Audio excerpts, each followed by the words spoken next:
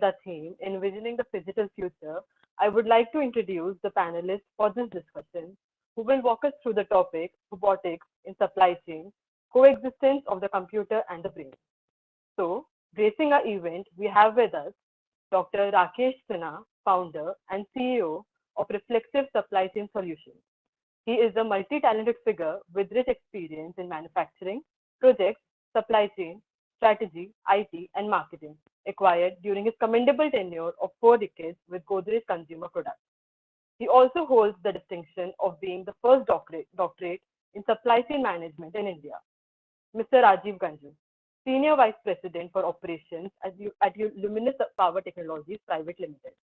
Over the last 30 years of global supply chain experience, he has held senior leadership positions in several major electronic companies such as LG, Motorola, and Samsung.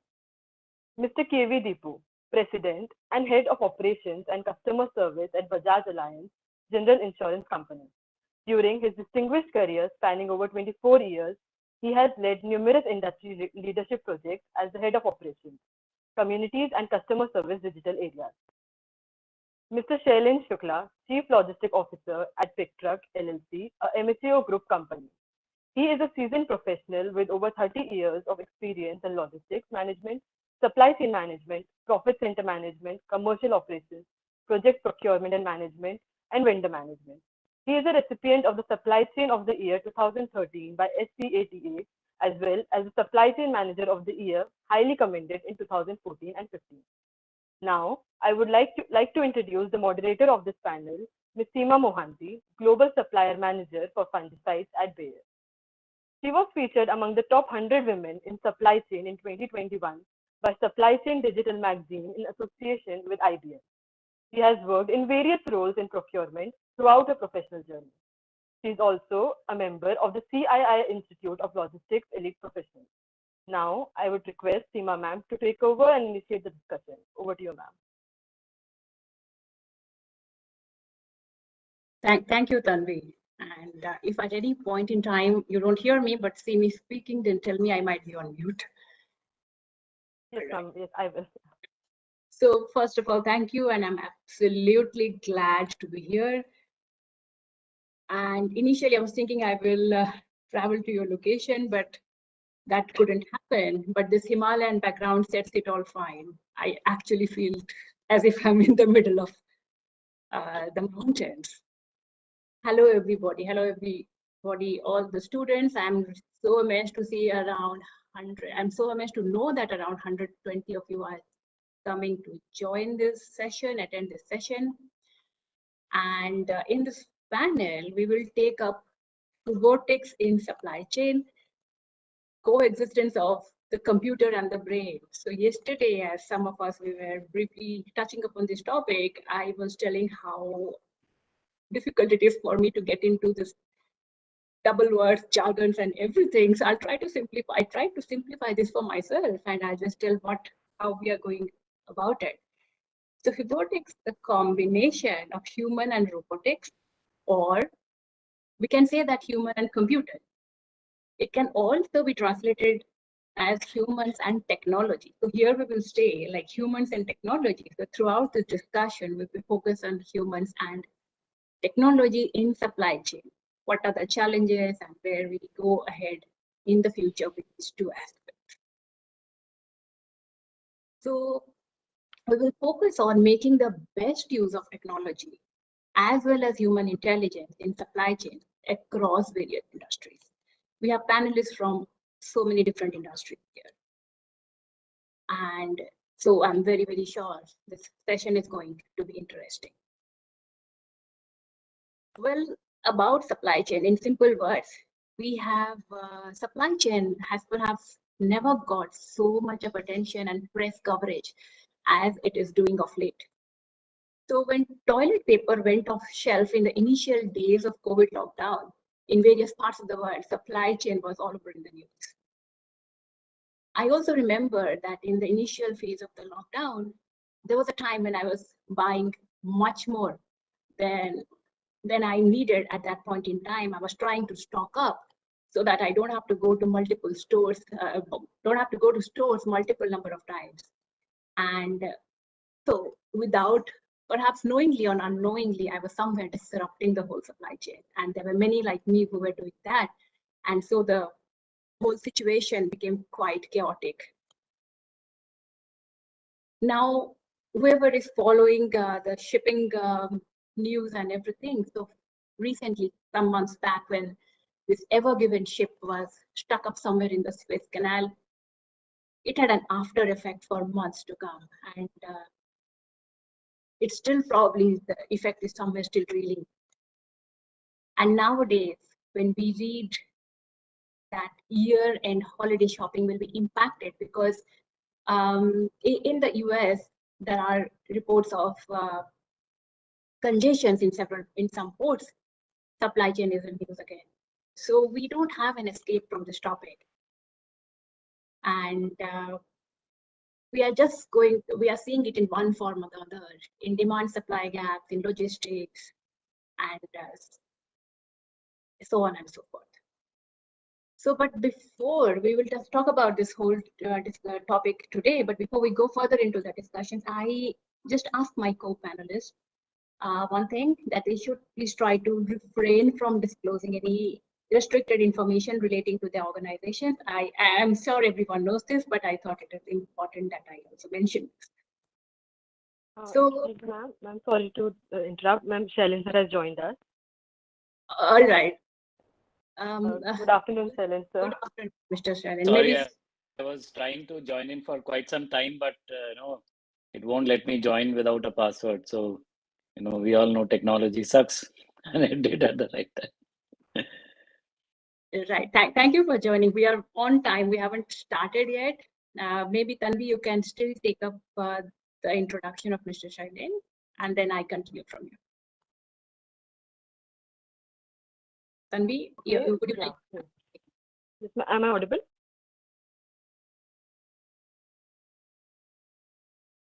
Yes, you are audible. Yes, Tanvi. So we have joined, like Mr. Shailin Shukla sir has joined. So a brief introduction about him. So Mr. Shailin Shukla sir is a Chief Logistic Officer at Pictrek LLC, a immature group company. He is a seasoned professional with over 30 years of experience in logistics management, supply chain management, profit center management, commercial operations, project procurement and management, and vendor management. He is a recipient of the Supply Chain of the Year Award 2013 by SCATA, as well as the Supply Chain Manager of the Year, highly commended in 2014 and 2015. Thank you so much, sir, for joining us. My pleasure. Thank you, Tanvi. Now I will continue. So I was just mentioning that in this discussion, I kindly ask my co-panelists to refrain from disclosing any restricted. Seema, ma'am. Yeah, sorry to interrupt again. Murugan sir is also here. Tanvi. Hey, sorry. All right, Tanvi, then we complete the introduction here also, please. Okay, so thank you, Murugan sir, for joining. So I'll just give a brief introduction. So Mr. Murugan Pugalenti, Capability Harmonization and Innovation Director at Johnson & Johnson. He has a diverse experience in FMCG, manufacturing, and high technology sectors in supply chain, sales operations, analytics, and several other domains. He has also taken Dell Inc. to the prestigious France Edelman Awards in the year 2013, which is considered as the Apex Award in the space of advanced analytics. Thank you so much, sir, for joining us. Thanks for the invite. Ma'am, continue. Sorry, ma'am. Sorry for the interruption. Ma'am, you're on mute. Ma'am, you're on mute.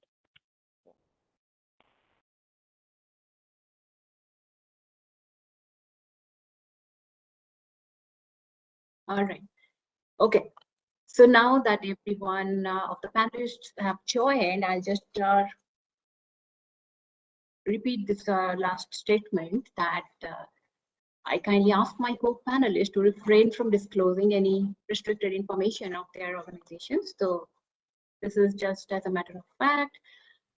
And to the students of IIM Sirmaur, I ask you that you can put your questions in the chat box, or you wait till the session end, and we will take up your questions as much as possible. Right? It's up to you how you want do it, and we'll wait for your question. So if I have to start, I will start with something which is one of my very favorite areas, as well as a very core area of supply chain. So it is a very core challenge we all supply chain professionals face, which is demand supply gap. Dr. Sinha, I'll ask you this question. I'll go to you first, and I will ask you this, since you have done a lot of work in this field, and I keep reading your stuff almost regularly. And would you please explain us the root cause of this, with focus on the consumer packaged goods, and how can demand supply be better synchronized? How would you think technology can play a role? Thanks, Seema. It's my absolute pleasure to be a part of UDGAM 3.0. Now, talking of demand supply synchronization, I think the entire supply chain is nothing but synchronizing supplies with demand. The better we do it, the better the supply chain operates, with both higher levels of availability and higher levels of freshness of the product when it reaches the consumers. Now, if you look at the gap as to why do we have demand supply gap, the major reason is the way we estimate demand, because supply actions take some time to materialize, and we need to estimate demand for that period. Now, the conventional way of estimating demand is through a monthly forecasting process. And I'm sure the students would have studied about the demand forecasting, demand planning, and the entire S&OP process. Now, very briefly, this conventional process suffers from 4 core issues. And if we tackle those 4 core issues, then we will be able to estimate the demand much better. And that's where the digital technologies come into play. Now, the first 2 issues relate to, firstly, the timing of forecasting, which is done way too in advance. For example, now people would be forecasting demand for January, February, because December forecast is almost frozen. So if you try to estimate anything 45 days in advance or 60 days in advance, it's got to be wrong, because the market construct would have changed by the time we come to January. The actual demand patterns would have changed. So estimating too much in advance is one of the issues. Estimating it too infrequently. Now, if you do it only once a month, whereas market demand evolves on a daily basis, we are going to be wrong. And the other 2 reasons, in my opinion, are even bigger. One is the entire process of aggregation. What we do in forecasting is we aggregate the data of sales over say geography. So instead of forecasting at the most granular level, you would end up forecasting by aggregating it on product level, on geography level, for example, at a product group level, or at a category level, or at a brand level, rather than at the most granular SKU level. And on geography, typically forecasting would be done either for a state or a ASM area, or in some cases a region, or on a national basis. Now, this process of aggregation of past data, using it for forecasting, and then disaggregating for supply chain actions creates a lot of error in the forecasting process. So that was the 3rd reason. And the 4th reason is there's too much of human touch. So finally, the forecast that is agreed in the S&OP process is nothing but a negotiated number between marketing and sales. So finally, it depends on who shouts the louder, whether sales has the upper hand or marketing has the upper hand. So if you look at these 4 reasons, the way we estimate demand is got to be wrong. And digital technologies now offer a way to estimate the demand in a much better manner. So I'll just briefly explain in just a minute or so. If you want to take care of the aggregation and the human touch, now with the help of AI and ML, you can estimate the short-term demand at the most granular level. So if an FMCG company has 1,000 SKUs, which are sold through 2,000 distributors, you can estimate the demand pattern at each of these 2 million combinations. And you can do it on a daily basis, because as and when the demand evolves in a different pattern, you'll be able to catch it, and ML will be able to catch it and project the short-term demand differently for each of these 2 million combinations.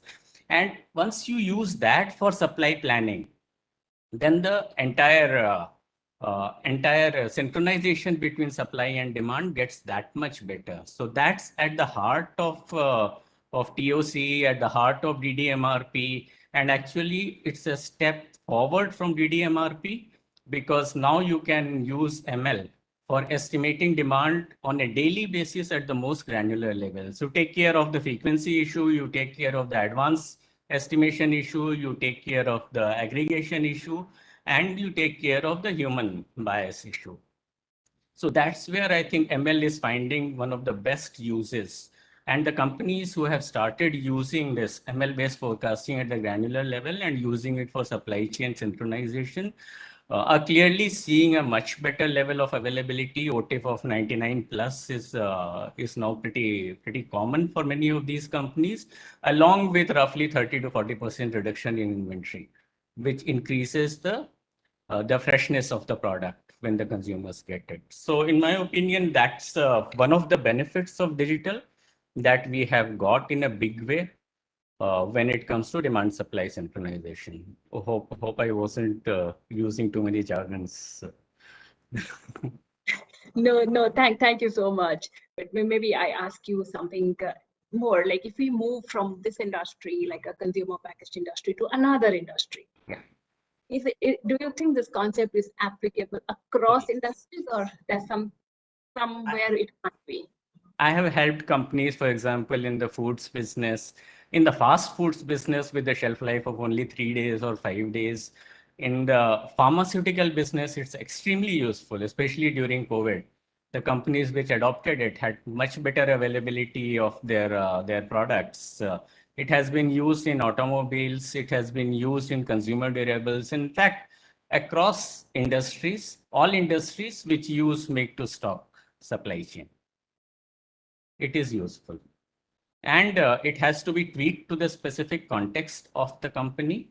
So it's not that you pick up this solution from somewhere and just paste it in your company. It has to be specifically designed for the company. Yeah, but the concept is useful across industries. Sure. What I'll do now is I'll move to a different industry, like we focused on consumer packaged mostly, and I'll move to now electrical and electronics manufacturing industry, and I'll ask the expert in this field, Mr. Rajiv, about what are the main challenges this industry faces in supply chain, and where does technology can come in as an aid, or already does come in as an aid. First of all, thank you, Seema, for such a nice question. And I congratulate IIM Sirmaur for having such a nice event, and what a right time to discussion on supply chain. There are two things. One is after COVID, like you rightly said, supply chain, where you talk about any forums, whether it is CII, whether it is IFMA, whether it is, you name any forum, and supply chain has become the main focus today. Everybody is talking about the supply chain, more so because India also wants to become a supply chain hub for this part of the world, and we are aiming big on that, and like lot of investment is done in that space. So coming to electronics and electrical industry, as we are in, like all of us must have heard, like lot of shortage in electronics, everything, components, semiconductors, everything. Everybody must be hearing different kind of concepts there. Like if you talk about electronics in automobiles, cars are downgrading their features because they don't have semiconductors. Companies like Apple had to take a shutdown because they don't have semiconductors. My previous organizations like LG and Samsung had to take a shutdown and delay model launches because there are no semiconductors. And one of the right thing what Rakesh said, that, and I totally agree with him, is that wrong estimation of the need and wrong estimation of the demand, which has done so much in this industry. Why we feel so much of gap in semiconductors? If we talk about 4 to 5 years back, we thought that we have sufficient. There was lull in electronics, and we thought that capacities are enough in the market. So nobody thought that the demand will rise. Now, why sudden demand? Again, estimation, because most of mechanization is turning into electronics, and digitization is prompting it to become more and more electronic. Imagine a car 5 years back, most of it mechanical, some electronics there. But today, if you see that everything in an automobile, it is no more a mechanical machine. It has become an electronic machine with lots of features coming in, with lots and lots more features coming in, with creating economics in fuel. Same thing in consumer durable, like lot of electronics is added, lot many semiconductors, with people having more and more expectations out of the same device. They want everything in one device. They don't want to use many devices, and more electronics and more boards are getting added to the same device.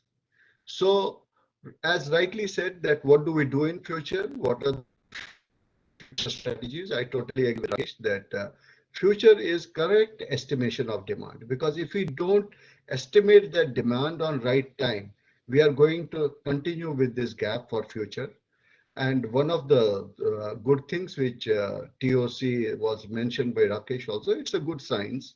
We call it theory of constraints. We have started applying that in our own industry as well, so that how demand is today, like rightly said, that even in this age also demand comes from a sales executive who on behalf of so many retailers and so many customers puts some numbers.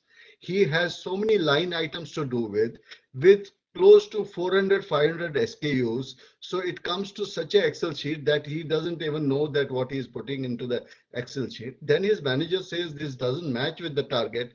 He tweaks it further and makes it again error prone. And then when it reaches the head of the department, he makes it more error prone. And finally, when it reaches factory will say, oh, this is this SKU, there are some shortages. Instead of this, why don't we produce another SKU? And sometimes they will say that it is not making sense to make just 1,000 pieces of this SKU. We'll make another 2,000 pieces and you sell it. So all of us in the supply chain, that so many elements keep on ending errors. So either it creates a demand gap or it creates excesses. Today, like we have demand gap problem, we equally have excess and obsolete inventory, and like rightly said, that which reduces the freshness of the product. Let it be electronics, let it, everybody wants to have be automobile, whether it is FMCG, everybody wants good and fresh products. So what kind of technologies does electronic and electric industry look? We also look like AI ML based forecasting systems, so that even where principles of TOC, which is mainly focused that we don't want to do those unwanted things, which diminishes our focus, and we take those demands and we have inventory at correct places. Because if we don't have inventory at correct places, that inventory is lying somewhere else. It will add to the supply chain cost, or it will make it sometimes obsolete because it is not available at the correct places. Second thing, if we go further, that one is forecasting is correct, then what happens that we have lot of digital initiatives which can be taken, that we take this demand and this demand automatically will go in our systems, and automatically the PO generation happens. And lot of robotic process automation, or what we call as RPAs in this age, is helps us in creating that. Through these RPAs, they know that what kind of inventory is lying with us. They know what is the lead time of an inventory, and automatic we can issue purchase orders. The purchase orders, the vendors know the lead time, automatically dispatch can happen. So ultimately material reaches the factory. Now there are some more digitization techniques that which we can use inside the factory, because ultimately what if we have to compete with future, the backend where entire all this supply chain risks has to be smart. So we have to talk about smart factories, which includes smart processes, smart infrastructure, and smart people also. Unless we have smart people in smart factories, smart products will not come out. And everywhere you talk about these days, it is smart cities, smart supply chains, tailored supply chains, sustainable supply chains, flexible supply chains. Ultimately, they are smart supply chains, smart cities, smart looks. Everywhere we talk about smart. So what we do in today's age through the intervention of these RPS and through the intervention of digitization in the plant, the work order system is managed in such a way that whichever product is needed first, only that order is made inside the factory. And then you can further digitize the factory in which quality processes are digitized in such a way that you can produce defect-free products which are more reliable, and you have a lot of digital intervention there. You can use process capability charts, you can use Six Sigma processes. A lot of Six Sigma can be used so that you produce defect-free products. And after defect-free products, through the science of TOC, through the science of RPA, you know where we have to dispatch, when we have to dispatch. And they can be dispatched to a central warehouse, and then they are given to feeder warehouses where they are required exactly. Just to make it simple for students, I'll tell you like how to make a supply chain more simple. You assume a hotel. Now, hotel has a room, like it has a washroom, and washroom has a tank. Now we don't know that this room will be, if it is used by a business professional, a 5 liter tank is enough for him, that he may use a flush maybe 1 time, 2 time, 3 time. But we don't know, like if it is used by a family of 3, maybe that tank becomes less, and then they will require more water in that small tank, or they will have shortage of water. So what do we do? So what we do, we create these intermediary tanks. So no hotel knows that which guest will come into the room and when. So we create these intermediary tanks which can fill in these small tanks. If they require more water goes to them. If they don't require water, that water is sufficient for them. So this creation of intermediary tanks and filling those intermediary tanks exactly by digital sciences, like using machine learning, using artificial intelligence, that what size of a intermediary tank is needed, and that gives information what kind of a municipal tank we require. This science, I think, is TOC and something like TOC, and this is what the future supply chains will look at, not looking at manual forecasts, looking at manual demands, looking at these digitized methods, using those interventions to exactly calculate the demand, prepare for capacities in time, put those digitized and smart factories which will give smart, reliable, and defect-free products. And that is the revolution electronic industry, whether it is durable, non-durable industry, is going through in this age. And I think this is very positive news for India also, but because this is most required for Atmanirbhar Bharat, and this is going to help that Atmanirbhar Bharat. And I think future minds like our students who are listening to this have to do a lot of work on these kind of digital concepts, and not age-old concepts where that all the burden was on sales executive, and we all used to push that demand came from that sales executive. He was wrong. The rest, all of us in the supply chain were correct. Hope I answered. Thank you very much. If you allow me, I have another side question on this semiconductors that you talked about, semiconductor shortages these days. So it is like a cycle. We have more usage of digital, we have more digital needs, and therefore we need more semiconductors, and there's already a shortage. How do you see this problem will be overcome, and what kind of timeline are you thinking? Just your opinion on this, or your views on this. So first, it is not only the peak demand which has created this shortage. COVID has also played its part, because most of the time, like semiconductor, like whenever you increase the capacity, one is it takes a longer time. and it needs a big investment where ROI takes a little time to come. So one is during COVID times, we have not utilized those capacities fully. So we wasted the capacity. When we had to create that inventory, we wasted the capacity. And second, then there was the boom in these electronics.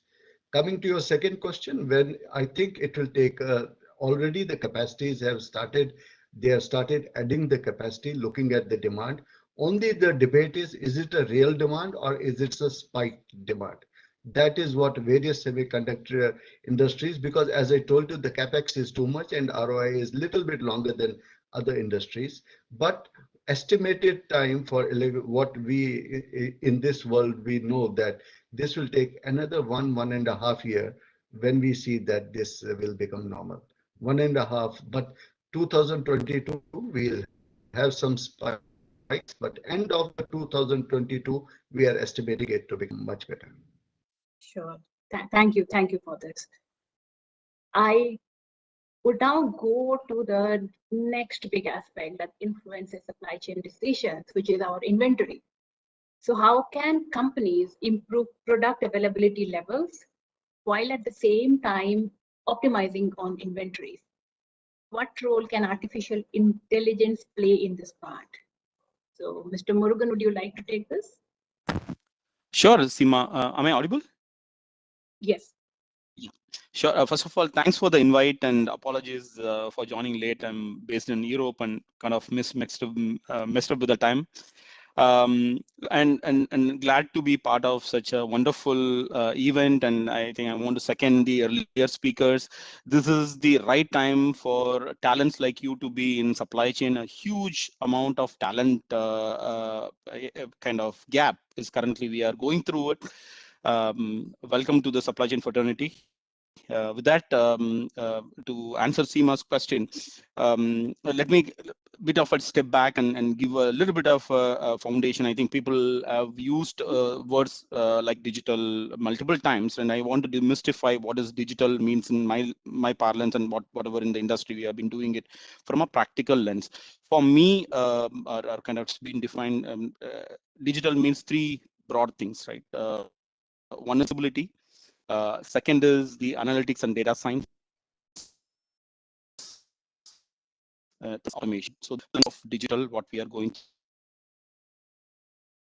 through. But if you want to do a very good data infrastructure, your systems, investments, your data quality, your basic transaction systems, planning systems, everything needs to be in place because you can't do digital without data. Very simple as that, right? So these four components is digital fundamentally, right? Now, the question what Seema has asked is how do we use this digital, right? And digital means even in automation you will use AI, right? Even in visibility you will use AI, and analytics you will use AI, right? So everywhere AI is having its own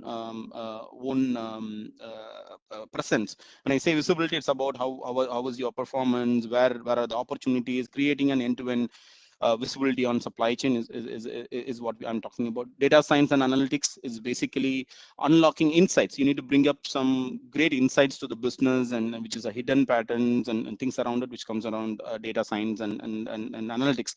Last but not least is around automation, right? And there are many interesting work is happening in this space.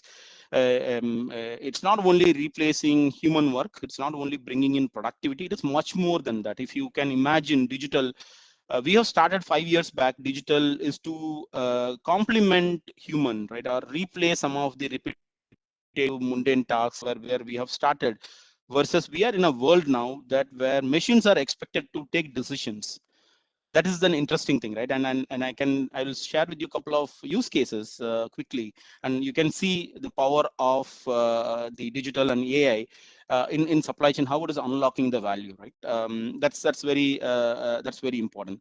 And definitely in supply chain, it's always been, and if we many of you, it's a supply chain 101, and it's supply chain is all about making a informed decision in the what we call as a golden quadrilateral, golden triangle, right? It has three edges: cost, cash, and customer service. These are all the three things we need to balance it out, right? That's why supply chain exists. Very simple, right? If there's no trade-off, if there is no trade-off needs to be made, I think there is no need for supply chain, as simple as that, right? So there is a trade-off needs to be done between cost, cash, and customer service, one, and there is a trade-off needs to be done between demand and supply.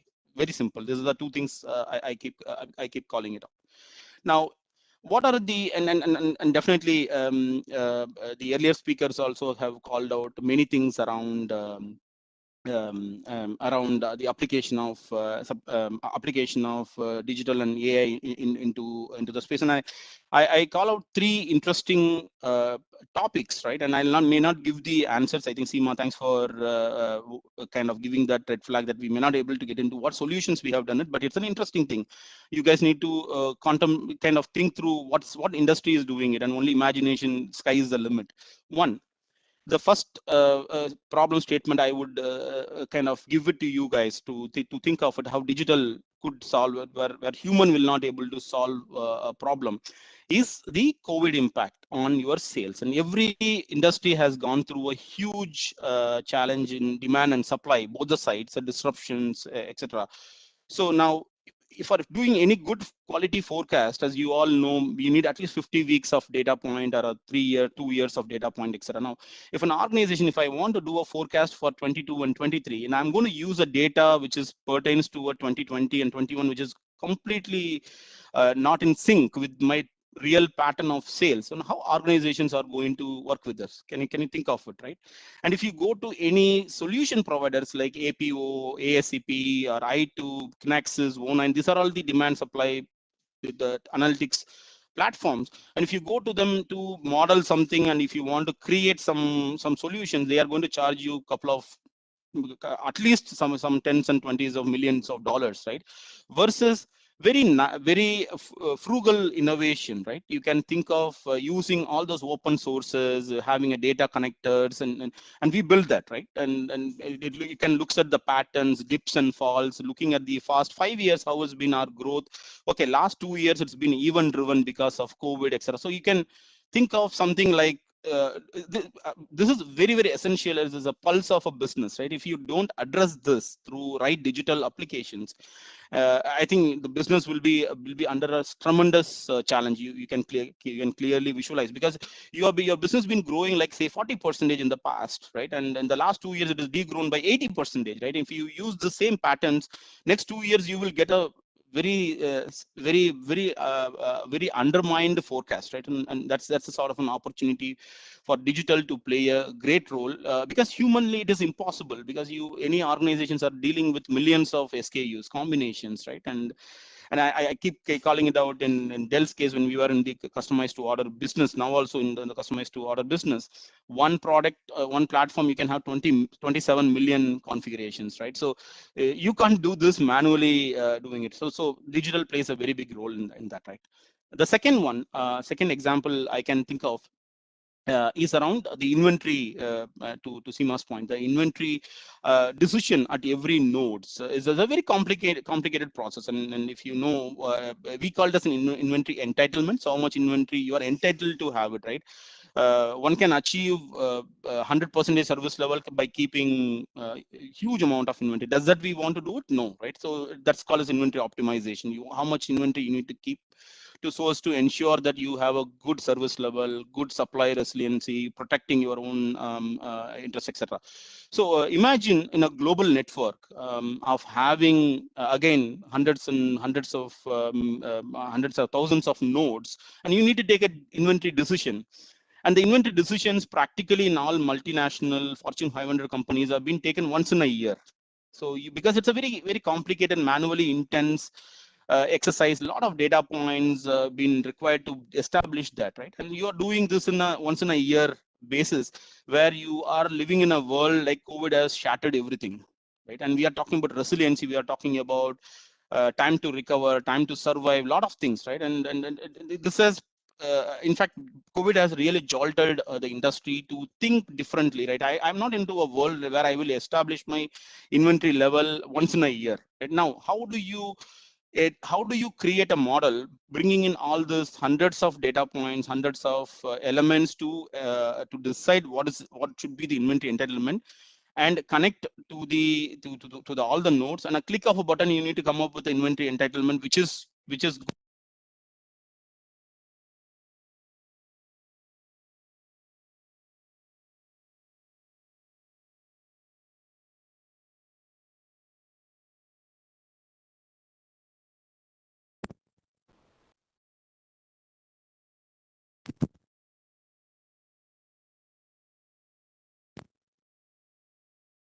Sir, sir, you are not audible. Sir.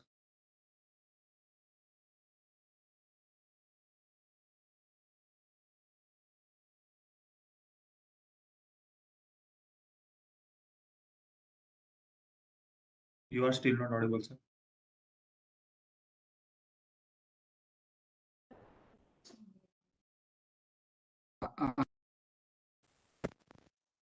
Maybe we lost half a minute or so, yeah.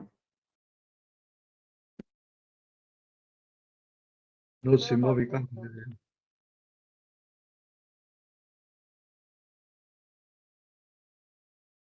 If you are on a Bluetooth headphone, maybe you can try disconnecting the headphone and use the computer audio mic.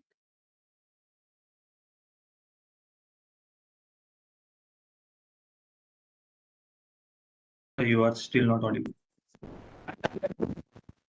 Maybe till he corrects Sima, why don't you continue and maybe he'll set it right by that time. I think we can do that, yeah. So I think we will proceed and we'll come back to Mr. Murugan later. Yeah. Right. So then let me go from here to logistics, right? And so I'll go to Mr. Shailen, who has spent a lot of time in this area. And Mr. Shailen, please tell us about the nuances that logistics bring into the overall supply chains, the challenges that you're currently facing, and where do you see technology coming in as a solution?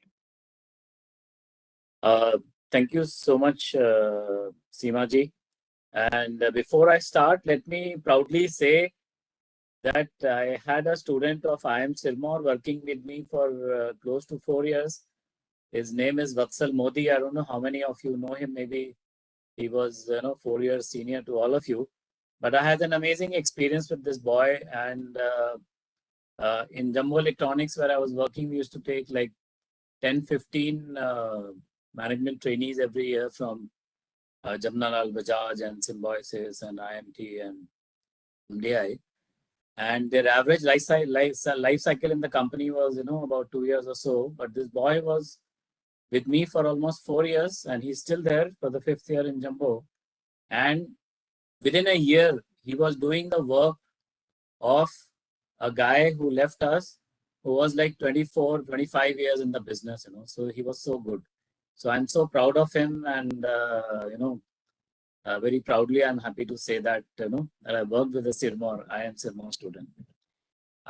So Seemaji, continuing with your question, so in UAE here, we grapple with different kind of challenges, Just to set the context right, we have a country which is the size of Kerala, where the largest consumption happens in probably Dubai, which is size of say half of Gurgaon.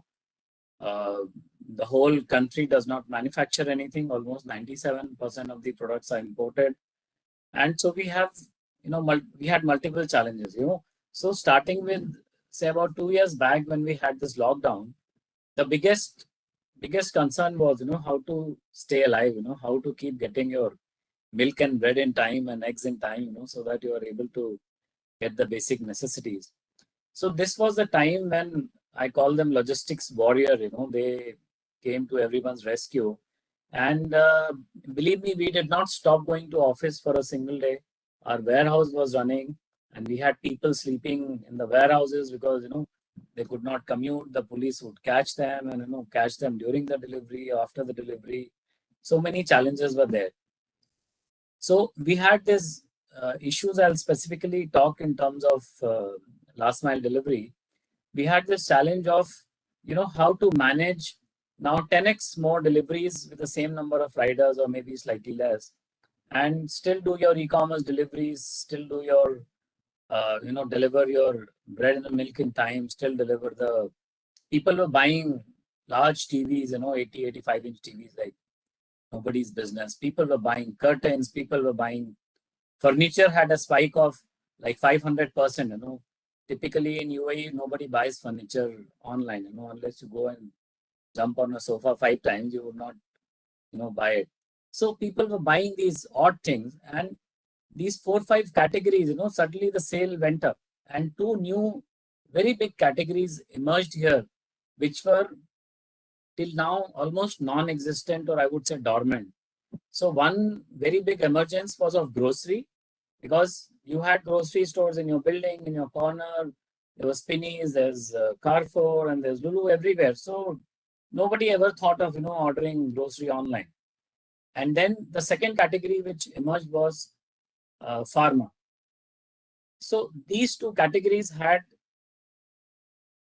it's really difficult to say, while other categories had a 10x growth in terms of daily delivery numbers, these people had probably 1000x or 2000x kind of growth, which even the big companies like Carrefour were not ready to manage.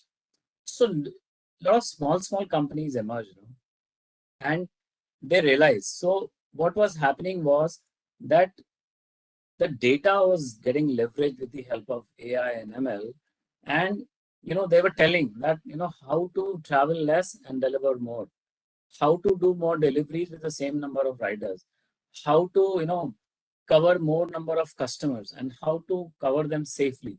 So we had a situation where like I'll give you with a example of India, maybe you'll understand.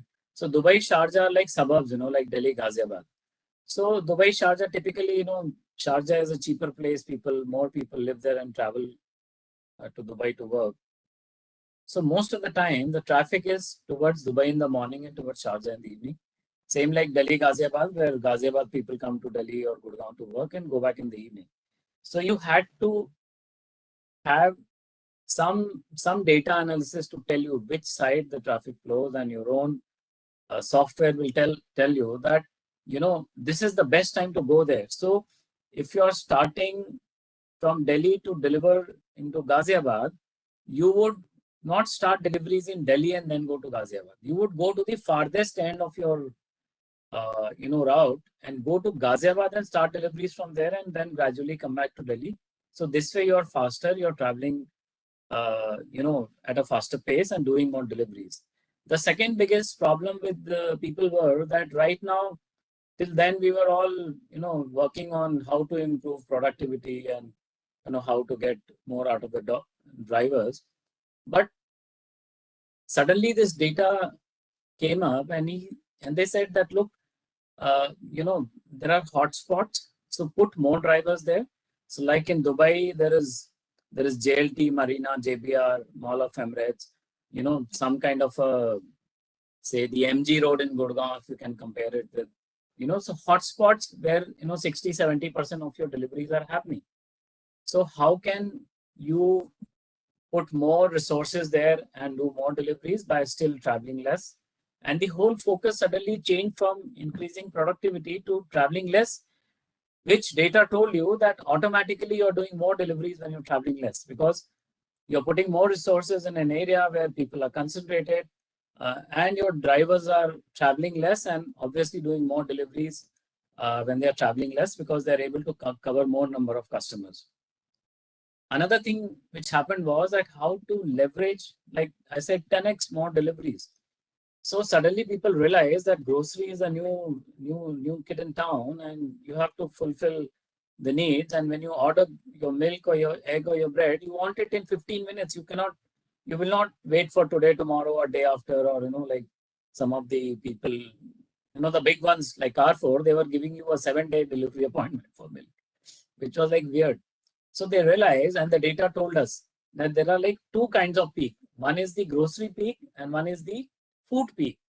And they work independent of each other in different time zones, So they realize that use the same resources for food and use the same resources for grocery, because when the grocery is at peak, food is down, and when the food is at peak, the grocery is down. So people typically order groceries before they consume food, or when it is not time to eat, And when it is time to eat, the whole focus of people is not on buying groceries, but the whole focus is on getting your food, delivered, so that, whatever is the delivery window, 20 minutes, 30 minutes, you're able to order and, get the delivery time and beat the rush hour traffic.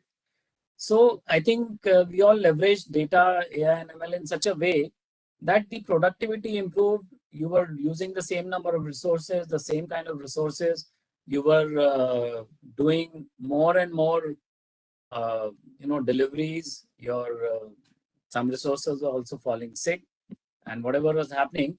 And within a year, we realized that this demand is here to stay. It's not just COVID. And suddenly, after a year, when Dubai opened up, almost 60-70% of the population was vaccinated. As of now, it's almost 99% plus. So we realized that this demand is here to stay and is growing like mad.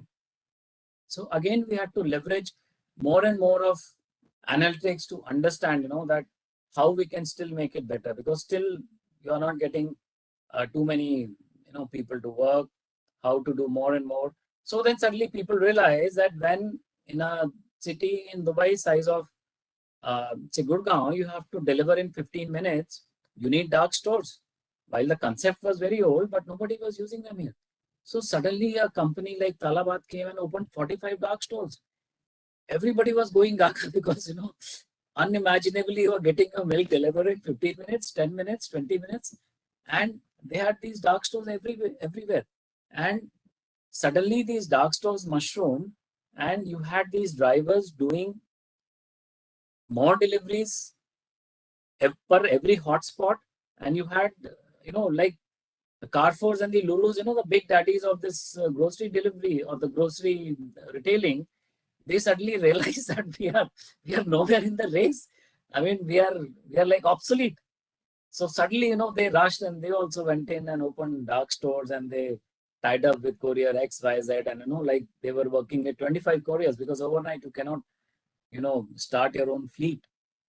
And so many new things are happening on the fly. So many new innovations are happening on the fly. Like in Jumbo, we were doing deliveries, and somebody is going somewhere and there's a mall on the way and there's an order which can be fulfilled from the mall. The software, without any human intervention, would tell the driver that, look, hey, on your way to Sharjah from Dubai, there is a data city center which you will pass from the front, and there'll be somebody waiting with a packet for you, please. So this order gets added to the route and he delivers it on the fly. The pharma companies suddenly realized that they also had to deliver in 15 minutes. How to do it? They were like operating in a radius of 1 to 2 kilometers. That's it. And every store had at best 1 or 2, delivery guys with them. Now suddenly everybody needed 5-7 resources. So if you had a retail footprint of 250 stores for a company like Aster or Life Pharma, imagine what is the huge number of drivers that you need. So they also started leveraging software to tell them that, okay, for this customer, this is the nearest store, but oh, this store doesn't have stock. So which is the next nearest store which has a stock? And this whole thing had to be done in a fraction of a second while the customer is pressing the order button, so that before he presses the button and goes to the pay option, he knows that, yeah, the stock is available and it's deliverable in, say, 10 minutes, 15 minutes, or it's not deliverable, it's available 20 kilometers away and it will take, say, 1 or 2 hours. And in that moment, the customer may change his mind. So many things are happening, so many problems are happening, and they were getting solved on the fly. Almost everybody had to, install or, implement these softwares, last mile delivery softwares, and inventory management softwares. They had to be married to each other, because most of the time we had standalone systems whereby most of the companies are thinking, oh, I have to deliver for 1 kilometer. Why do I need a routing software, routing optimization? Why do my routing software cannot just work? Because they just need track and trace. Nobody bothered about POD, or nobody bothered about route optimization, or nobody cared about the delivery software talking to the inventory WMS or the fulfillment software to understand this stock is available or not. And if this is available, not immediately, but somewhere on the way, I have to pick it up on the way, add it to my route, and still do the delivery in time, and maybe cover one more customer. So many things were happening. And in terms of shipping challenges, typically, people were racking their brain, So most of the GCC does not produce anything. So GCC is UAE, Kuwait, Qatar, Bahrain, Oman, Saudi. 6 countries from Gulf Cooperation Council. Most of the countries, 97, 98% of the stuff is imported. So you would die if your meat doesn't come from Australia. You would die if your vegetables don't come from India, Pakistan. Flights were not happening. Nothing was happening. So suddenly this new concept of onshoring, nearshoring came up. And luckily we had, these countries like Egypt. We had countries like Turkey, and we had countries like Iran, which are nearby. And luckily these are highly industrialized nations, almost like India. In India, you're lucky that everything is manufactured there. 97% of the produce consumption that happens is made locally. So you don't have challenges. Okay, imports are not working. There's shipping crisis, containers are not available. Okay, who cares? Let's make it locally and move on. But here you don't have this choice. You have to look for nearshoring. So all the electronics guys, LG, Samsung went to Egypt and pushed their existing factories there and started manufacturing, and people went to Turkey and started getting stuff from there. All your ACs and freezers and chest freezers and everything started coming from Turkey. So the dependence on just one Asian country for everything that was coming in a country, suddenly it changed 360 degrees, and people were buying from India, Pakistan, left, right, center, wherever they could lay their hands on. And suddenly it dawned upon them that yes, we need multiple sources of supply. We need to de-risk, we need to onshore, and we need to nearshore. So many new things are happening, which probably, I don't know, maybe in India is, technologically probably very advanced and it's very normal for you guys. But here, we were sitting like a duck waiting to be shot, because everything, like in terms of, say, vegetables and say grocery, everything comes from India. India is the largest trading partner for UAE. Almost 55% of the stuff comes from there. The flights were closed, the vessels were not coming. Mr. Farland, I will just come in here. So I'm actually mesmerized by all these things that you're telling, but I realized we are too much into the time. But I have a very quick question on this with whatever you said. You just talked about like 10 minutes delivery and all that. So this thing is coming up very much here as well in India. Quick commerce, Q-commerce is all that they're telling. Do you think it is sustainable really and really achievable over, really possible to sustain it over a long run? Maybe your thoughts quickly on this one. Yeah, it is here to stay. So after 1 year, when all the markets opened up, everything opened up, we saw that it was only growing. It was not going down. So people had to find ways, how to, as I gave you the example of grocery and food. So, we started, sharing resources in terms of the food guys are sharing resources, the bike, supply companies, they were sharing resources. So all these new things are happening. And, we all know that e-commerce is not a green activity, because earlier you would go once in a week to a mall and buy your week's worth of groceries and be back, and that's the end of it. But now people, like I get delivered 1 milk can every day. I get delivered 1 bread every day. So it is going to remain. This is the pattern people are buying. People are buying in smaller quantities. People are buying more frequently, and they want 15-minute delivery. At least in UAE, the trend is that, yes, it's happening, and people are, bending backwards to please their customers.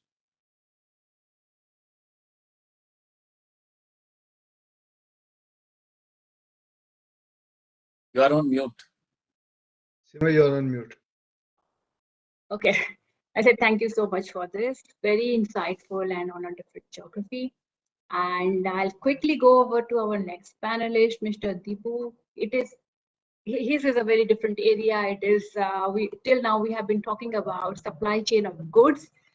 Now we move to supply chain of services, that to insurance. So would you please tell us about challenges in this field? And what are we doing in terms of technology advancement? Yeah.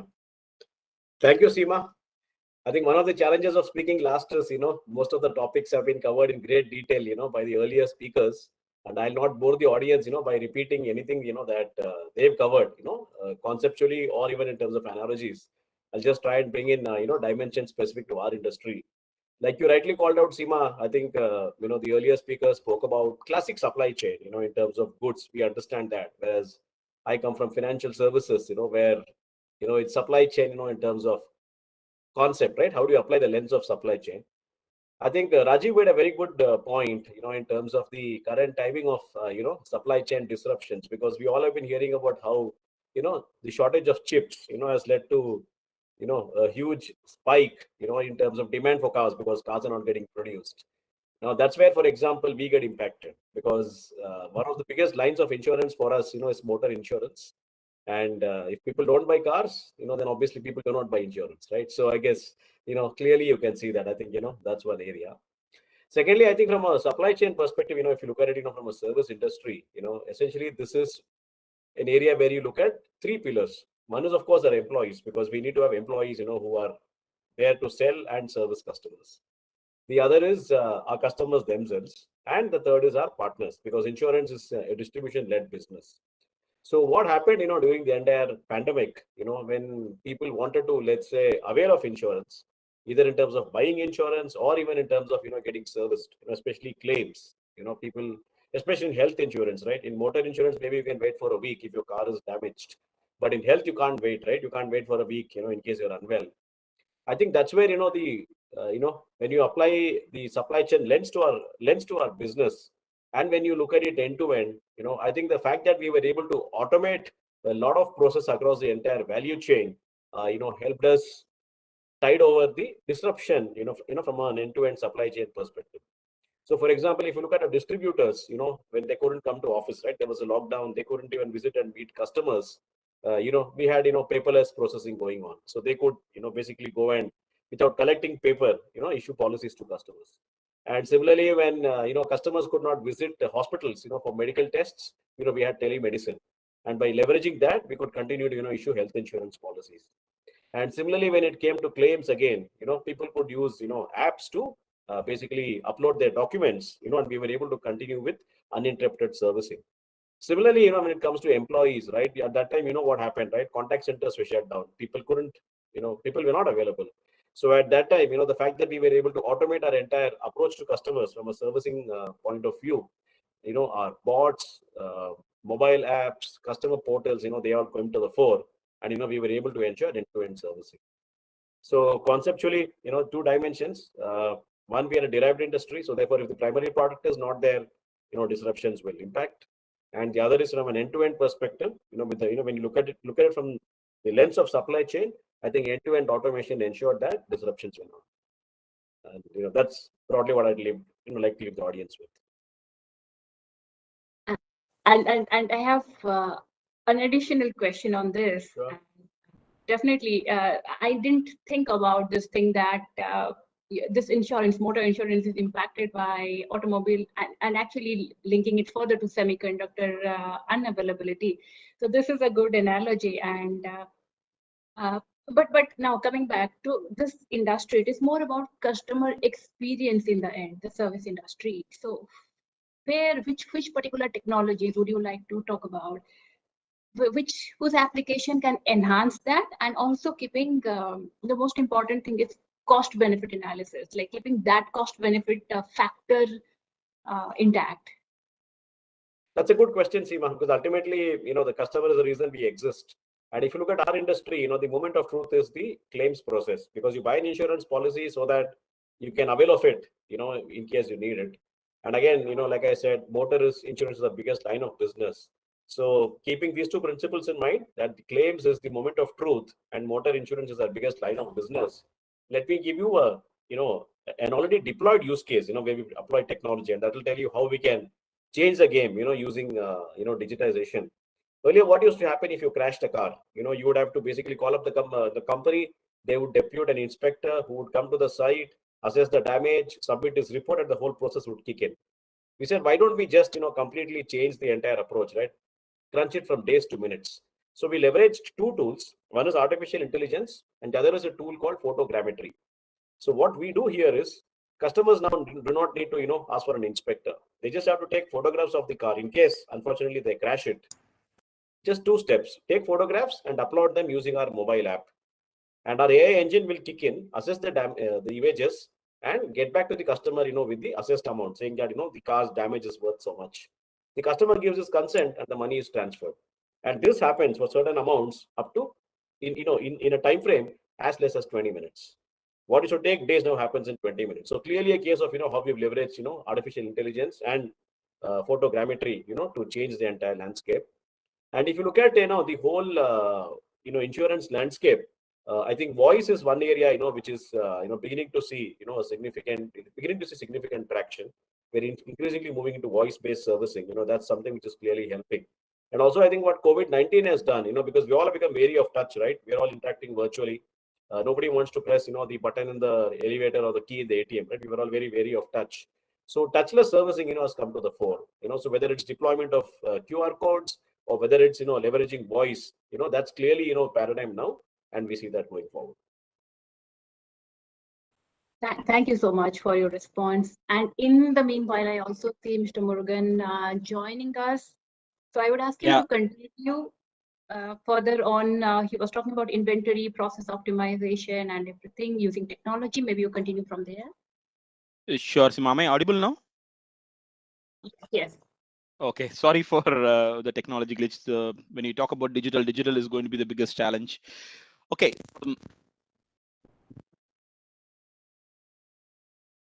Murugan, we can't hear you. You're not. We can't hear again. Murugan, maybe you can use computer audio rather than you can remove it. It's not syncing in. So just use your mic and speak up from the computer. Rajiv, am I audible? Yes, now you are. Okay, good. It's a very on-the-go innovation. Right. So we kind of started with saying that what are the digital components, and I was talking about 3 use cases. One, how are we going to deal with the sales, the past sales data, and how are we going to curate the data which are impacted by the COVID crisis? One. Number 2, I was talking about the inventory entitlement process, right? For the hundreds of thousands of nodes, how do you decide on the go how much inventory we need to keep to continue the service level to the customers and to protect ourselves from any supply disruptions. A very clear case of where we brought in the data, the power of technology to on the go decide what is the inventory should be there in every node. That's the second use case I was talking about. The third use case, especially a company like J&J, who was into farm, consumer goods, medical devices, vision care, a whole gamut set of products. Inventory freshness is a very big challenge for us, right? Inventory, keeping the inventory. If your business is made for a coherent set of inventory, the shelf life, I think your life is easier. For an example, an FMCG is made for a certain amount of their supply chain is made for a certain amount of inventory shelf life, right? Same with a milk company, same with a food company, right? But looking at a company like us who is into a heterogeneous products, right, and how you are going to build different supply chains and how are you going to use digital to enable that we have a clear watch on the aging of the inventory is a very interesting case. And obviously this industry or this is all about cross learning from other industries. So what we have done is we even looked at companies like Uber. And Uber, we are all using Uber, and it recommends the time to reach to a certain destination, and it uses a lot of live parameters, definitely. But in the back end, it does uses the past historical data, right? On the same day, and on the similar day, on the similar time, the similar destinations, how much time it has taken in the past, right? It's basically called pattern recognition.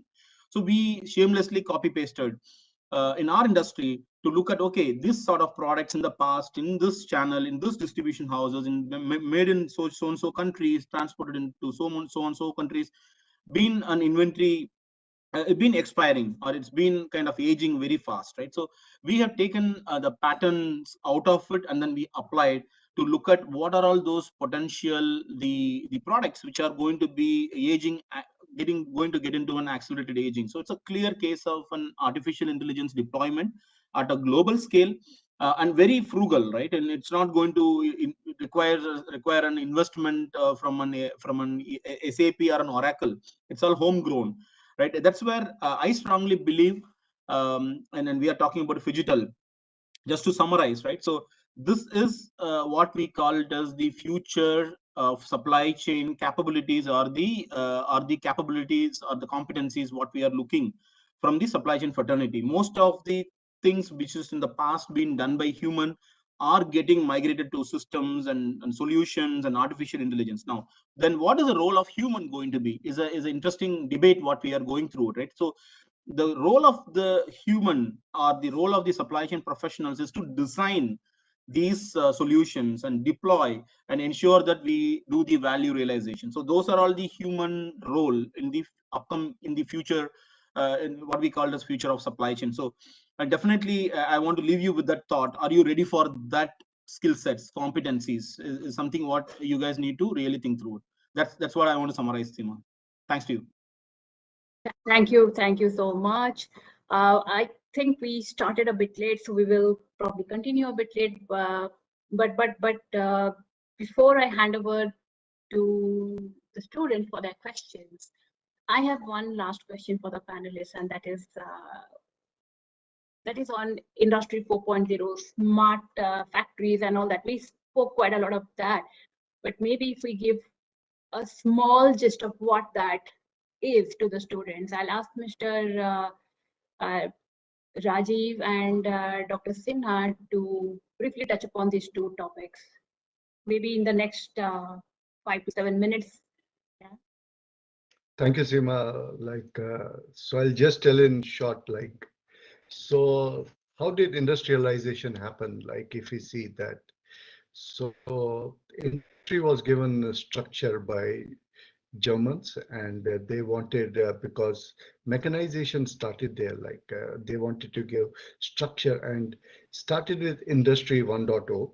Industry 1.0 is where we started mechanizing. Earlier, we were all, lot of labor was there, and we used to use hands, feet.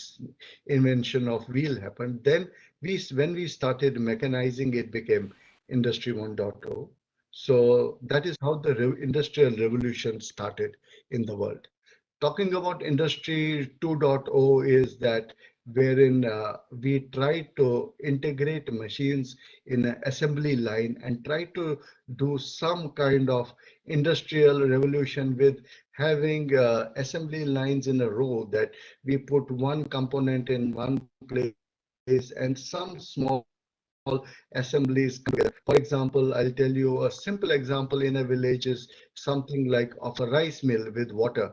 We tried to put we used to put rice, the wheel used to move, and then we used to put some wheat, and maybe wheat flour used to come out from a mill.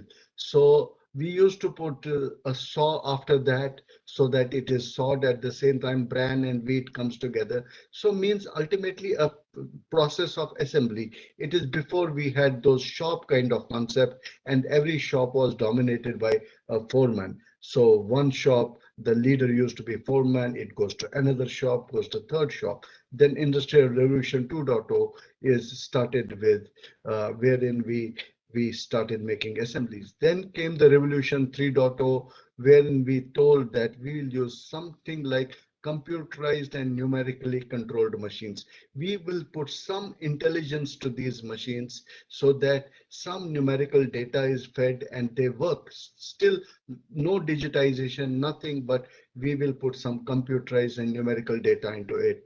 Now today we are in Industry 4.0. That is what we are practicing today, which is all about connectivity, which is all about digitization. So we talked so much about data. We talked about, digitization, AI, ML, all depends on data. We have tons and tons of data, but we don't know how to handle this data, what to do about this data. This is what Industry 4.0 helps us. And this is what we talk about Internet of Things, that we can't analyze data. Human brain is not, we cannot analyze so much of data. So we use computers to synthesize this data, remove errors, use some statistical tools, and predict future, predict present, and tell us that what is going to happen. I know we could, depends on confidence interval of, even we can predict up to 95% confidence interval through these techniques. So this is the revolution what we are talking about. So this data tomorrow, like it will predict, for example, Seema, on a lighter note, what kind of sari you are wearing tomorrow.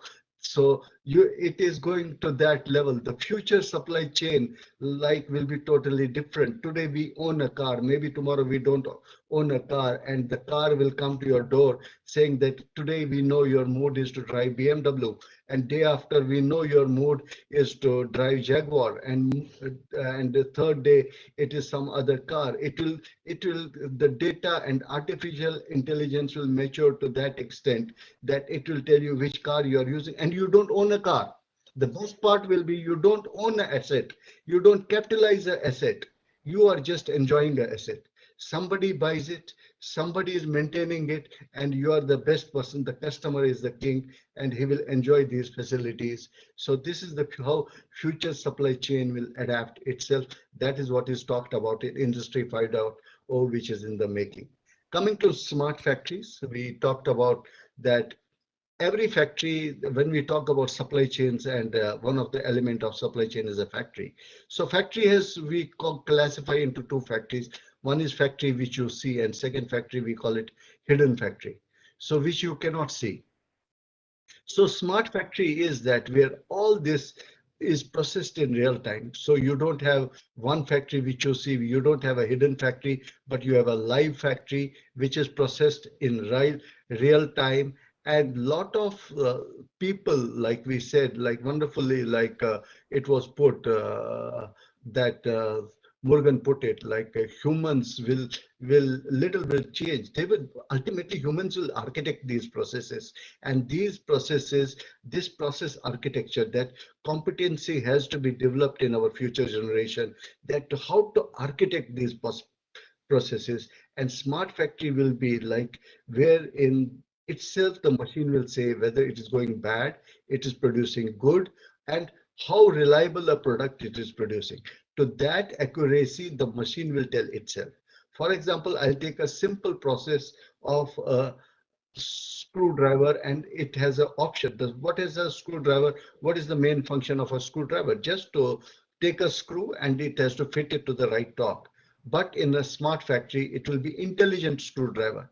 It will assist, one is it will assist its own process, but it will tell all screwdrivers in the line that when I have completed this process right, or I have not completed this process right, I have completed all the operations I am supposed to do, then only you will start. And it will have an intelligent camera assistant assisting him that whether the defect is okay or not. What will smart factory do? It will have a smart operator. Even if today you go on a line and you are deployed, you don't know anything what I have to do, but there will be augmented reality which will be guiding you what you have to do. We call this science as operator assist. This science will tell you how this operator has to function, and he will never commit a mistake. So then you have a material handling system. Today, what do? Lot of, you will see trolleys running in the floor here and there. Tomorrow you will have we call them AMR, automatic mobile robots system. So they will sense a work order, they will sense your bins. Bin will also become intelligent and smart. It will tell AMR when it needs, it will come to the supermarket, from supermarket to the bin.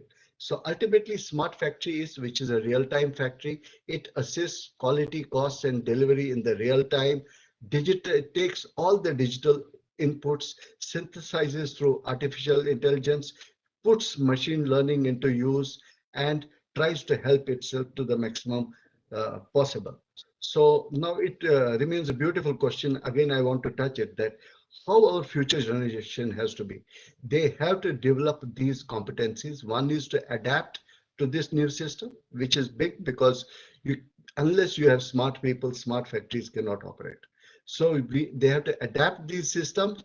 They have to make these systems. They have to architect these systems and think the like future flexible system. Maybe future manpower will be that 2 hours they are architecting in Johnson and Johnson, 2 hours they are doing with Schneider, 2 hours with Luminous, 2 hours, maybe the future jobs, who knows, will be so flexible that even the manpower will be flexible, supply chain professionals will be flexible. So that same resource invests knowledge in so many other factories. Why is he limited only to one factory?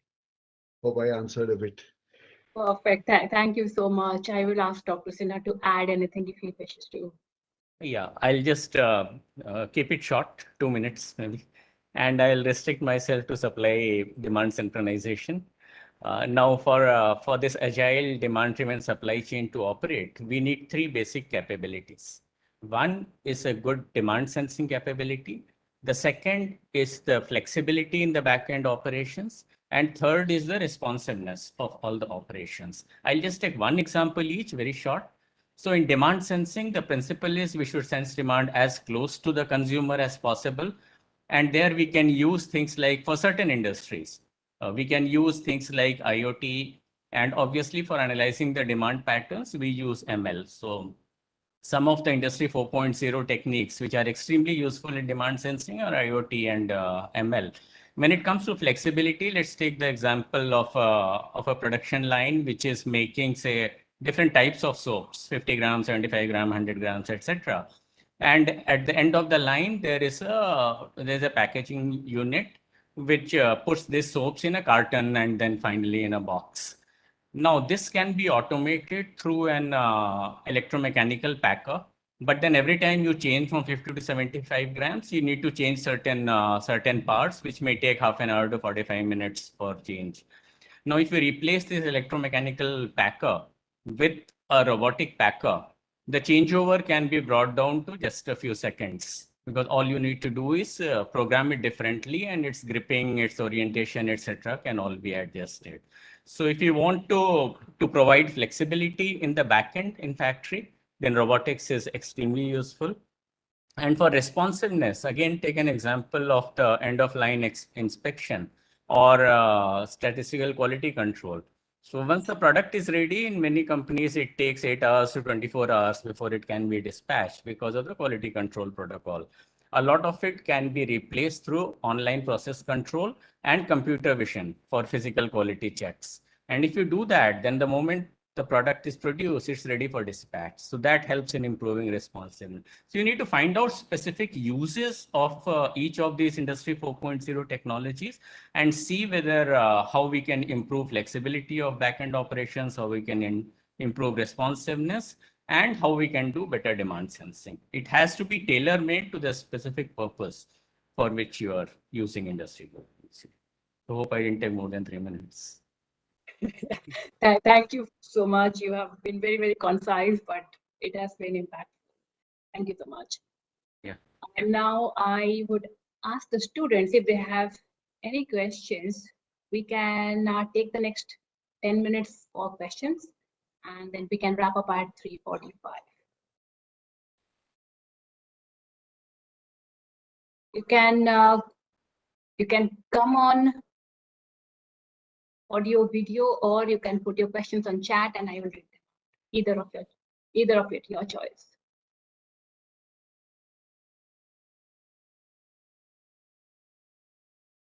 Or do we have questions on chat? I'm not sure if I know how to navigate this.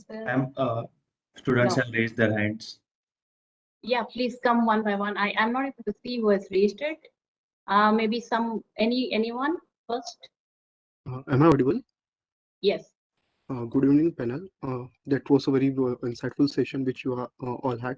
So since we are on the topic of this digitization and automation, so this very general perception regarding the automation into the this manufacturing sector, that automation will lead to unemployment. So sometimes it is very difficult for a new industry to adapt to this, the automation for them. So how do we see we can eradicate this problem since we are moving towards the industry 4.0?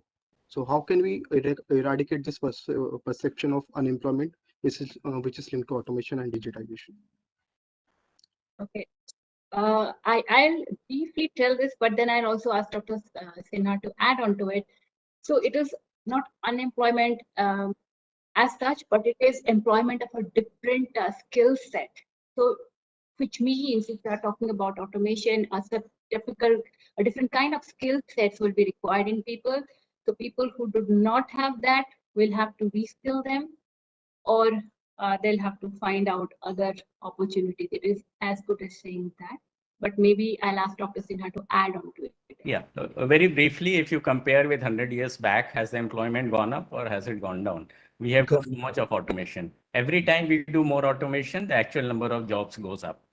Firstly, there are so many different types of products which come in, which were not possible, like cars, etc. Without automation, it wasn't possible. Mobiles were not possible. So many different products come in, plus so many different technologies which have to be developed by people.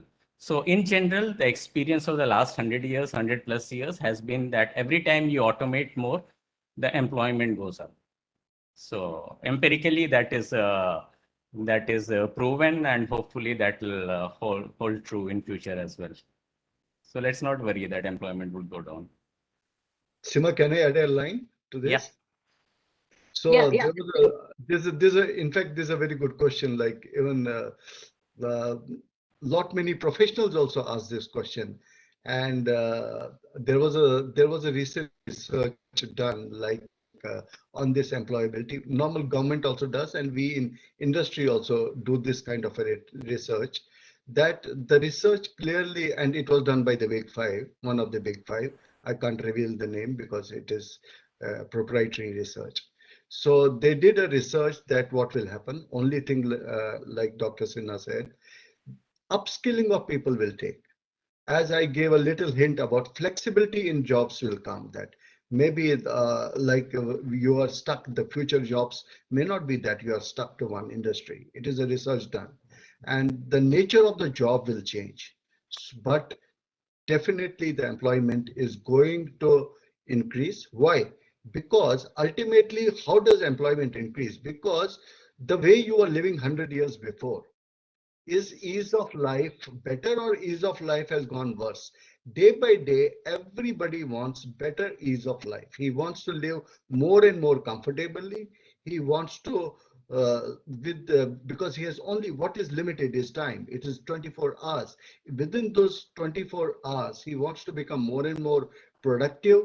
So he needs aid because he has one brain, and the brain is not growing bigger with ages. Maybe it is same grammage, or like Dr. Sinha said, it's not going from 50 grams to 75 grams. Maybe it is the same brain which is going. But only thing is that it is aided. It has to be made smart by a lot of those aids which can happen.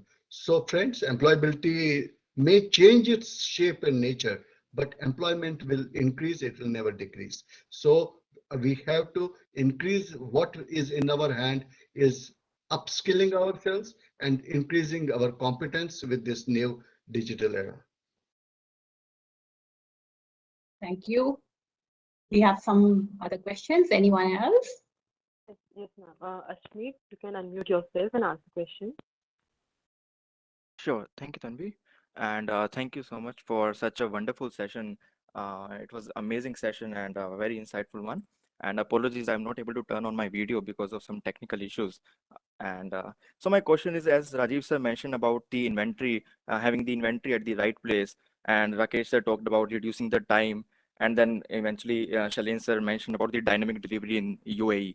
So my question is something in similar lines. We are just witnessing many startups nowadays like Zepto, which offers 10 minutes hyperlocal deliveries, and which are gaining traction around the world and now in India as well. So what could be possible repercussions and challenges that other startups could face who are aiming to enter into this like super fast delivery setup? And what would be possible challenges for those supply chain and operations people who have to manage all this inventory in the backend? Would like to take this question. Yeah. Sure. I can take this if you want. Sorry. I have been helping out a few of these Q-commerce, quick commerce companies. now the only, again, it comes to the way their supply chain is designed in an agile manner. So in terms of demand sensing, how fast are they sensing demand and what type of ML based demands projection software are they using? Because these demand patterns will change at the most granular level on a continuous basis. And secondly, how agile their response is. So in terms of their location of these dark stores, where to locate and what to stock on a dynamic basis. These decisions have to be taken, especially stocking decisions, have to be taken multiple times in a day. So it's not enough to set the inventory buffer levels once a day, but several times in a day, and then replenish to those inventory levels. So the faster we do what we call as the PDCA cycles, the faster we can deliver to the customer.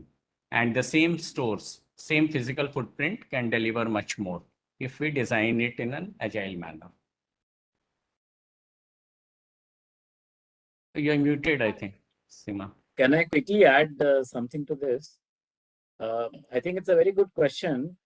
The whole problem is that, Ashmeet, the companies who are doing their next day deliveries or 2 days delivery, they cannot tweak their systems to, compete with somebody whose whole system is designed for a 15-minute delivery. So these new startups which are heavily funded, very good resource, and they leverage AI and ML very well.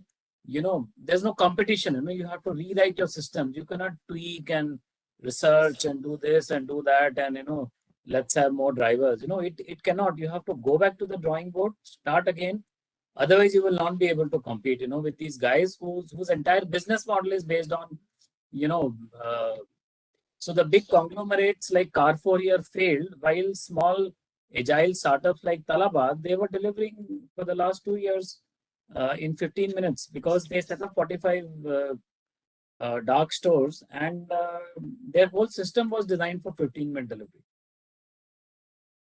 Right. I'll just add something. This is my own thought. The supply chain part being one thing, but I find this very, very risky when I see this delivery people zooming around the roads in 5-10 minutes to just cater to this strict timelines that they have. To that extent, I am absolutely apprehensive about this from a safety point of view. Maybe when things improve, we hope these we probably think this will improve on both sides. The delivery time future Seema will be like, it will be drone delivery. The drone will deliver the things. Maybe you will not have them roaming in the traffic. And already many companies are now working that how drone delivery can be made possible. So I'll just add the rejoinder to this, Seemaji. There's somebody like you and me who's responsible for endangering the life of these people. Please remember that. Because we mindlessly went and in the garb of getting more productivity out of these people, we said that, okay, we will pay you for delivery. We will not employ you. We will not give you insurance, but we will just pay you per delivery charge. You are a contractor like a Uber driver. Whereas good companies are still giving them a fixed salary. They make sure that they wear protective gears. They are not incentivized on driving recklessly and delivering more. They are a salaried employee like you and me. So it's a very dangerous trend. Somebody in the industry, somebody like you and me, we are responsible for this mess and we need to set it right. Yeah, we have to. I mean, collectively, the ecosystem has to think about it. It has to change. I think that is definitely needed. Yeah. If you can just add a sentence, Seema. This concept is not new. In fact, Domino's started it decades back, a 30-minute pizza delivery, which included manufacturing. And their drivers have been one of the safest drivers with least number of accidents. So it depends how we treat the drivers. What type of now Industry 4.0 technologies do we use to track if they are overspeeding, if they are taking any sharp turns, or if they are jumping any signals? All these can be tracked. And using IoT technologies, Industry 4.0 technologies, these can be as safe as we can think of and still deliver in 10-15 minutes. It's a question of which all technologies come together to provide a better customer experience. Absolutely. Maybe that's how it should be, and we hope every this queue delivery systems, the queue channels are more becoming more safer, yeah, for both parties. So, Seema, there's a practical you can learn from Uber. Uber has put in a system. Uber, even that it has given certain sectors. For example, you're on a road which has traffic. If you go beyond 40 or 50 or the speed limit prescribed by the government on those roads, it gives them first is red. Second, like now over the air, the software will lock them and like it will give a warning to them, like to that extent, like Rakeshji said, that lot many techniques from Industry 4.0 you can do. Lot of IoT things can be done by which it is possible to ensure safety and timely delivery as well. Yes, so technology can also here come into the picture and make the environment more safe, which is really the need of the hour. What we are already at 3:47, 15 minutes past the scheduled time, and we are so I would like to conclude it here because there will be no end to questions. I hope that is okay, the students, yeah. And if you have any further questions, you can definitely reach out to us because you know us now. You can send us a text or something if you want to connect. I'll be happy to remain connected. I'll just try to summarize what each one of us kind of said in this whole discussion. So first of all, a great many thanks to everyone for their wonderful experience and insights sharing that they did. And we covered several different industries, which is absolutely commendable. Thank you, students, for selecting this very wide panel also. Now, any chain is as strong as the weakest link. This is a very common saying. So same applies for our supply chains as well. We discussed about the various challenges that supply chain has today and how technology can make it smoother for the end consumer. But again, the human aspect comes into play here, as so many of us here said, that it is not only technology which is the end product, it is actually technology is an enabler, and human beings are the ones who are using their brains to direct technology the way they want to. So it is the humans as well. So it is conglomeration of humans and technology. And finally, we are in for amazing surprises or amazing innovations. Perhaps I can only end with one thing for you, which is like there was probably never a better time to be a supply chain professional or to explore a career in supply chain. So you can think about it and choose your own career path. Thank you so much. Thank you, Seema, for nicely moderating it, and thank you, students, for patiently. Thanks, Seema, for the wonderful coordination, and thanks, students. Wish you all the best. I would like Vaishnavi to give a note of thanks. Vaishnavi. Thank you, Tanmay. Am I audible? Yes, you are. Yes. Okay. So today is indeed a very joyous day to have such an enriching and insightful session for all of us. A lot of discussion occurred about dividing into the future of the digital world. Firstly, I would like to thank Seema ma'am for moderating the whole panel so beautifully. She started the panel with her view on the word robotics, a word from human and robotics, and simplified it as the working of human and technology together in the harmony. I would also like to express my sincere gratitude to Rakesh sir for mentioning about AI and ML-based technology to estimate demand supply pattern. Sir, you enlisted all the problems incurred while demand forecasting, such as human bias and infrequent forecasting. And now, how ML is tackling with these problems. Thank you, Raji sir, for giving such a wonderful insights about revolution in electronic industries, how Apple, LG, and Samsung shut down because of low supply of semiconductors, how people have expectations from the products, how RPS is helping industries to manage with inventory. You explained how smart people in smart factories results in smart products. Thank you, sir. Thank you, Shalin, sir, for explaining how the focus has changed from increasing productivity to traveling less, how companies have started opening dark stores for delivering within 15 minutes, and what are the shipping challenges that can be encountered. Thank you, KV Deepu sir, for shedding light on the three most important pillars: employees, customers, and partners. How we are changing the whole game using digitalization like AI and photogrammetry. As rightly said by Murugan sir, that trade-off need to be done between demand and supply. Manual operation is not possible in every field now. Thank you for highlighting how COVID has compelled industries to think differently in all the aspects of demand and sales. In the end, on the behalf of our whole team, I would like to sincerely thank each one of you for sharing so many enriching experiences today. It was a great pleasure for us to have all of you amongst us in today's event. Thank you for making this business conclave so engaging, innovative, and inspiring. Now, I would like to invite Professor Bhavin Shah sir to conclude the event. So, please. Yeah, thank you, Vaishnavi. Am I audible? My audio? Yeah, fine, it is working well, fine. So we are about to conclude our 2 days event UDGAM 3.0, right? If I can briefly summarize, so throughout 2 days, what we have so far been discussed is that mainly we are talking about application and adoption of digital technologies in the physical world, right? We have also explored the different aspects through our leaders, those who have been joined us as a panelist. They have talked upon about different aspects like behavioral science, emotional aspects, then application of AI, e-commerce, also the technological management, how it can leverage business excellency. These are some of the aspects we have discussed.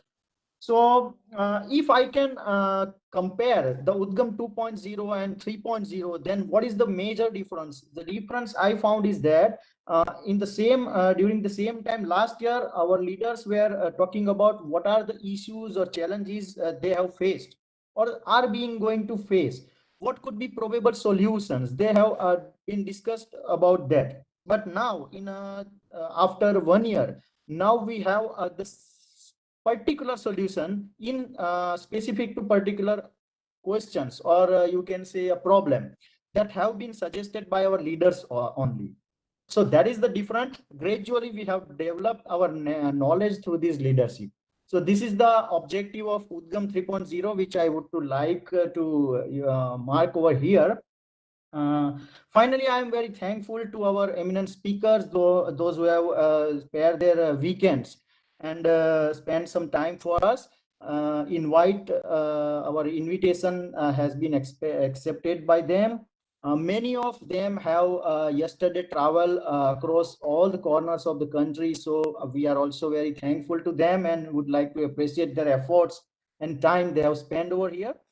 For these panels, particularly Rakesh ji, Rajiv ji, Deepu ji, Murugan ji, Sailen ji, and Seema ma'am to moderate this session, we are very thankful to you. Rakesh ji, somehow I could not meet you since 2 or 3 alumni meet of NITI as a NITU alumni, as I have been engaged with IIM Sirmaur, but would like to definitely see you at campus for some other event or some other placement activities. So this is what I want to in person convey the message. Beyond that, yes, thank you, sir. Beyond that, I devote my special thanks to our director, ma'am, Professor Nilu Rometra, who has provided this platform to us. Team UDGAM, Scope, Marquez, and other student committees, those who are directly or indirectly involved here, our faculty mentors, staff, those who have coordinated for this event, and finally,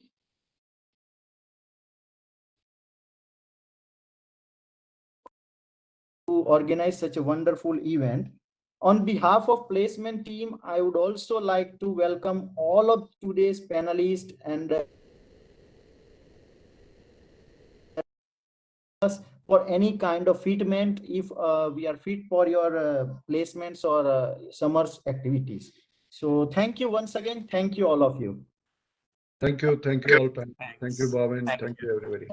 Thank you so much for inviting us. It was a great pleasure speaking to all these students and listening to such elite panel. Thank you. Thank you. Thank you, Yes, Captain. yes, yes. Thank you, thank you, thank you all panelists. Thank you so much. All the best, guys. Thank you and wish you the best. Thank you so much.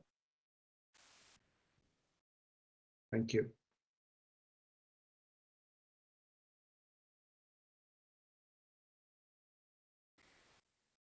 Students, please write your roll number in the chat.